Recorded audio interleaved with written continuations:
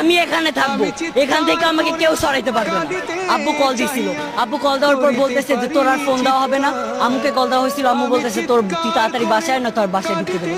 আমি বলছি যে আচ্ছা, আমি বাসায় ঢুকবো না, আমি বাইরেই থাকবো, রাত্রে আজকে বাইরেই থাকবো, 2-3 দিন তুমি চেষ্টা করো না।